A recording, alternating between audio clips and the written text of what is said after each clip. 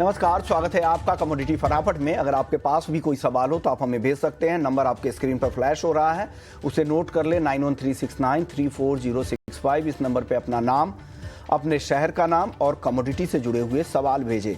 और साथ ही जो भी किसान भी अपना सवाल भेजना चाहते हैं, अपने खेती किसानी से जुड़ी हुई कोई परेशानी शेयर करना चाहते हैं, दिक्कतें बताना चाहते हैं, तो आप हमें बता सकते हैं। किसानों की जो भी परेशानी होगी उनका समाधान हम यहाँ पर ढूंढने की कोशिश करेंगे। आपकी आवाज़ को सरकार तक पहुँचाएंगे ताकि आपके लिए बेहतर व्यवस्था हो सके। नंबर यही है 9136934065।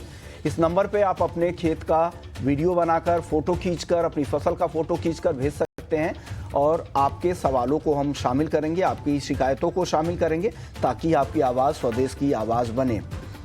तो आज भी हम कोशिश करेंगे कि अपने किसान भाइयों के सवाल लें। एक किसान है जिन्होंने अपने सवाल भेजे भी हैं, वो बिहार के सिवान ज़िले के हैं और उन्होंने अपने खेत की फसल की तस्वीर भी भेजी है। परवल के फूल से पानी निकलने की समस्या हो रही है। उनका कहना है कि फंगल इन्फेक्शन की वजह से परवल की उनकी फसल ख़राब हो रही है। ये उनकी शिकायत है और उन्हें चाहिए कि ये वहाँ के जो प्रशासन है उनसे मदद मिले। इस रोग से परवल की फसल को काफ़ी नुकसान हो रहा है, उसे कैसे बचाया जाए इसकी वो डिमांड कर रहे हैं। तो सिवान के ये किसान हैं, बिहार के छोटे से इलाके से इन्होंने ये सवाल भेजा है।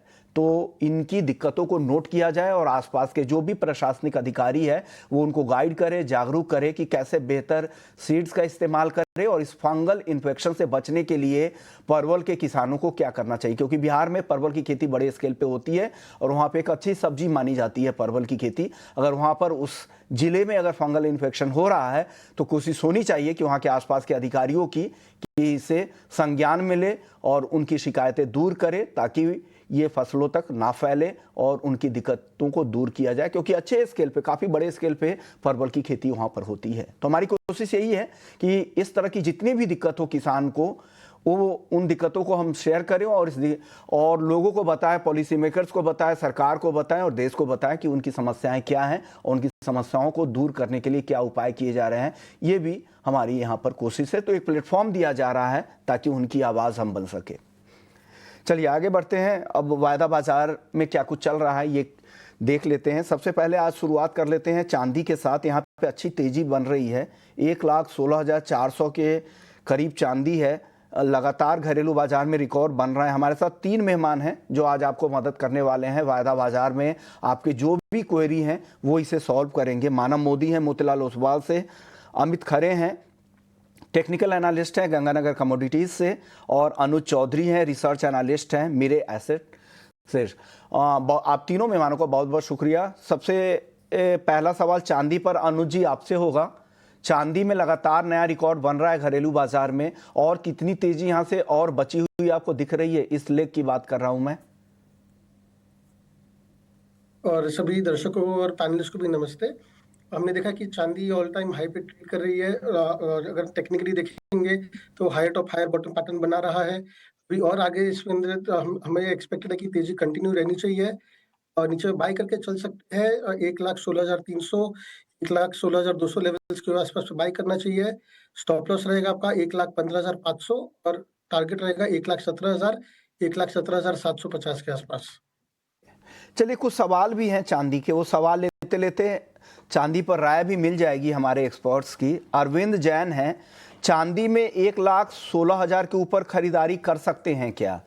मानव 1,16,000 के ऊपर का भाव है, इस टॉप पर खरीदारी करना समझदारी होगी क्या? ये दर्शक जानना चाह रहे हैं, अरविंद जैन साहब जानना चाह रहे हैं। जी बिल्कुल विशांत जी, अरविंद जी को मैं यही सजेस्ट करूंगा कि अभी भी व्यू पॉजिटिव ही है। जो न्यूज भी आ रही है वो सपोर्टिव है ओवरऑल। तो स्टैगर्ड वे में कर सकते हैं। 1,16,000 के आसपास अभी जो भाव चल रहा है वहां पे एक थोड़ी क्वांटिटी ले सकते हैं और फिर नीचे अगर थोड़ा डिप आता है 1,15,800 या 700 के करीब, वहां पे एक और एडिशन कर सकते हैं। तो मान लीजिए अगर 5 लॉट लेने हैं तो 2 लॉट अभी ले सकते हैं, 3 लॉट थोड़े डिप के बाद। तो इनकेस यहाँ से अगर रैली भी होती है तो आपका जो बाइंग है वो बना रहेगा। तो स्टैगर्ड वे में एवरेजिंग करके बाइंग की जा सकती है। अगले दर्शक है गोपाल हैं दिल्ली से। सोने में अब किस भाव पर खरीदारी की सलाह होगी? अमित जी, गोल्ड किस भाव पे खरीदारी की सलाह आप दे रहे हैं? 1 लाख के ऊपर गोल्ड अब बना हुआ है और कब 1 लाख के ऊपर पहुंच गया पता ही नहीं चला, धीरे धीरे 1 लाख के ऊपर टिक गया है। क्या इस भाव पे खरीदारी करने की सलाह है? नीचे आने दे 1 लाख के नीचे फिर खरीदारी करे, क्या सलाह है गोपाल जी के लिए? नमस्कार सुमन जी, बिल्कुल नमस्कार। 1 लाख का आंकड़ा बहुत ही जल्दी इसने पार किया। लास्ट शो में हमने डिस्कशन किया था कि 1 लाख जल्दी ये लेवल टेस्ट करेगा। अभी अगर ये ट्रेडर हैं तो ट्रेडिंग के लिहाज से देखा जाए तो 1,200,000 के आसपास ये आज या कल तक के लिए इसमें खरीदारी कर सकते हैं। 1,01,000 रुपए का इसका टारगेट रहेगा और 99,900 रुपए का इसका स्ट्रिक्ट स्टॉप लॉस फॉलो करना चाहिए। और ट्रेलिंग स्टॉप लॉस के साथ ये काम करें, प्राइस जैसे जैसे ऊपर बढ़ते जाते हैं वैसे वैसे अपना स्टॉप लॉस ट्रेल करें। ओवरऑल मेरे को लग रहा है अगर थोड़ा सा इनका लॉन्ग व्यू है तो 1,04,000 के आसपास के भाव भी जो है सोने में देखने को मिल सकते हैं। स्टॉप लॉस का जो है खासतौर से ध्यान रखना चाहिए जी। भावेश हैं, गोल्ड मिनी की क्या स्ट्रैटेजी होगी, क्या सलाह होगा? अनुज जी, गोल्ड मिनी में क्या कॉल लेना चाहिए इनको, भावेश जी को? गोल्ड मिनी अगर इंट्राडे कर रहे हैं तो अभी 1,03,300 के आसपास चल रहा है। नीचे में अगर 1,02,000 के आसपास पे आए तो बाई कर सकते हैं। इनमें स्टॉप लॉस रहेगा आपका 1,99,700 के नीचे में और ऊपर में टारगेट रहेगा 1,01,000 के आसपास। ओके, तो 1,02,000 के टारगेट आप यहाँ पे दे रहे हैं गोल्ड के लिए। एडवोकेट अनूप गुप्ता हैं, जुलाई में चांदी कहाँ तक जा सकती है और नेचुरल गैस का टारगेट क्या है? मानव, अनूप गुप्ता जी को क्या सलाह है, चांदी जुलाई में कहां तक जा सकती है? से बिल्कुल कुछ ही दिन बचे हैं, लेकिन इमीडिएट बेसिस पे ऐसा लग रहा है कि 1,17,500 तक के जो लेवल है, 1,18,000 तक के जो रेंज है वहां तक चांदी जाती हुई दिख सकती है, क्योंकि ओवरऑल काफी स्ट्रॉन्ग बायस है। अगर वो भी ब्रीच करता है तो 1,20,000 तक के लेवल्स दिख सकते हैं अगस्त फर्स्ट वीक तक। यही मोमेंटम रहा तो सिमिलर। अगर नेचुरल गैस में देखें तो नेचुरल गैस में मेरे ख्याल से काफी अच्छी सेलिंग आई है। टॉप से 310 305 के आसपास का लेवल जो नहीं ब्रेक हुआ था, वहां से ऑलमोस्ट हम 280 के करीब खड़े हैं। मुझे ऐसा लग रहा है कि ये सेलिंग अगर कंटिन्यू रहती है तो 270 तक का जो लेवल है वो एक बार टेस्ट करने आ सकता है। और नेचुरल गैस का टारगेट आपका क्या है मानव? 270 तक का इमीडिएट लेवल दिख रहा है। अगर 270 भी ब्रेक करता है तो शायद और 7 से 10 रुपए की गिरावट दिख सकती है वहां से। तो यहाँ से और गिरावट आने की संभावनाएं आपको लग रही है। चलिए अगले दर्शक का सवाल ले लेते हैं। बाबू सिंह हैं, चांदी की तेजी कहां तक जाने की उम्मीद है? अमित जी, चांदी की तेजी आपको कहां तक जाती दिख रही है? ओवरऑल अगर देखा जाए तो थोड़ा सा मतलब महीने भर का आसपास का अगर व्यू हम लेके चलें तो 1,20,000 और 1,22,000 ये इसके मेरे को लेवल जो है एज पर चार्ट दिखाई देते हैं। वहीं पे अगर इंटरनेशनल की हम बात करें तो लगभग 41 साढ़े 41 के आसपास के भाव उसमें देखने को मिल सकते हैं। वो एक ऐसा लेवल है जहां से मेरे को लग रहा है प्राइसेस में एक बार करेक्शन देखने को मिलेगा। अभी ओवरऑल तेजी का माहौल चल रहा है तो खरीदारी करके काम करें। नीचे में ट्रेलिंग स्टॉप लॉस जरूर फॉलो करें। अगर सिल्वर की मैं बात करूं तो मेरे को लग रहा है जिसका जो लास्ट टॉप था लगभग 1,15,000 के आसपास का, वो एक अच्छा इसका सपोर्ट रहेगा। ओवरऑल 1,20,000 और 22,000 के टारगेट इसमें लगते हैं। अगले दर्शक हमारे साथ लोकेंद्र सिंह है, कच्चे तेल की स्ट्रैटेजी जानना चाह रहे हैं कि क्या करना चाहिए कच्चे तेल में। मानव, आप बताइए कच्चे तेल में क्या करना चाहिए इनको? मेरे ख्याल से कच्चा तेल बहुत ज्यादा एक ब्रॉड रेंज में है विश्वमोहन जी। अगर देखें ऊपर में 5,850, नीचे में 5,550, तो ये ब्रॉड रेंज है, उसी में ट्रेड कर रहा है।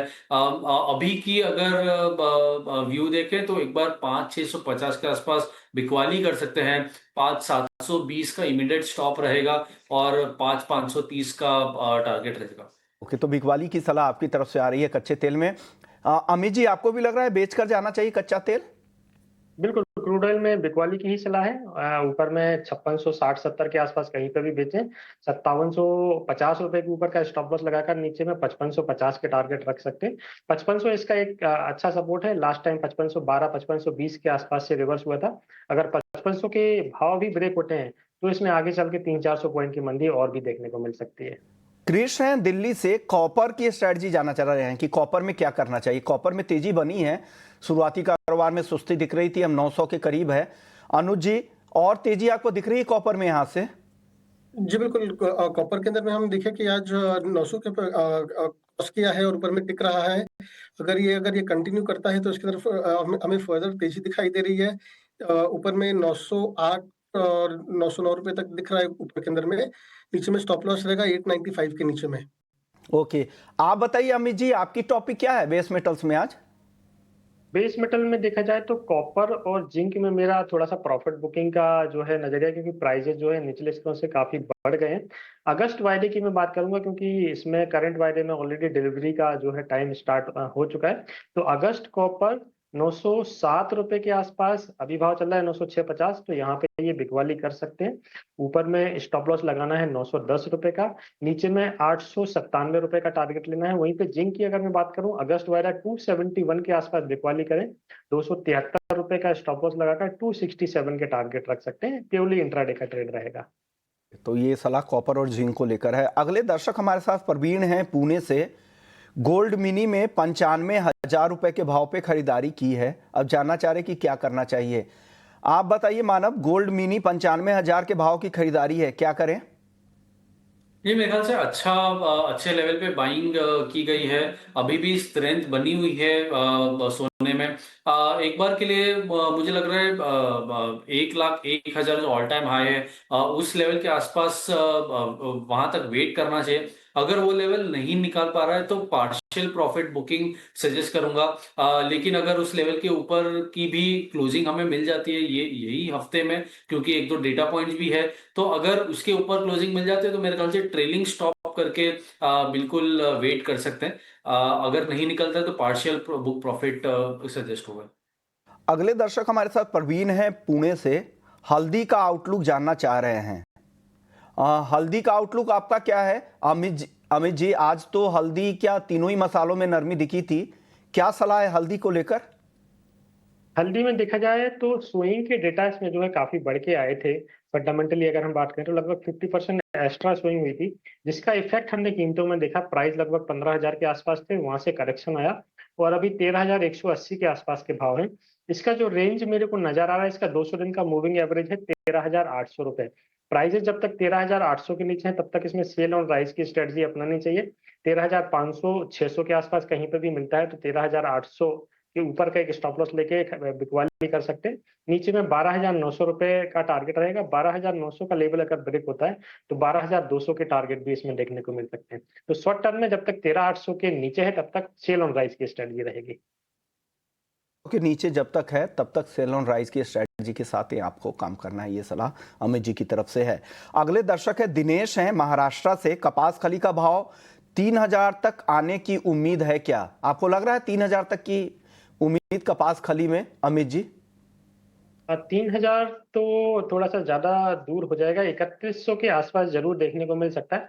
इसका जो रेंज अभी है, नीचे में 3,100 और ऊपर में 3,220, ये इसकी रेंज है। प्राइसेस अगर 3,220 के ऊपर निकलते हैं तो इसमें नई तेजी देखने को मिलेगी। तो अगर ये खरीदारी करना चाह रहे हैं तो या तो 3,100 के आसपास खरीदें, 3,050 का स्टॉप लॉस लगाएं, या फिर 3,220 के ऊपर प्राइसेस अगर निकलते हैं तो ये फ्रेश खरीदारी कर सकते हैं। 50 पॉइंट का स्टॉप लॉस दोनों केस में लगाना है और टारगेट लगभग 200 पॉइंट का रहेगा। अभी 3,000 के आसपास के भाव करंट सिचुएशन में, करंट स्ट्रक्चर देखते हुए पॉसिबल नहीं लग रहे हैं। टेक्निकली करंट स्ट्रक्चर में 3,100 के नीचे जाता हुआ नहीं दिख रहा है, तो खरीदना है आपको तो 3,050 रुपए के स्टॉप लॉस के साथ खरीदारी कर सकते हैं।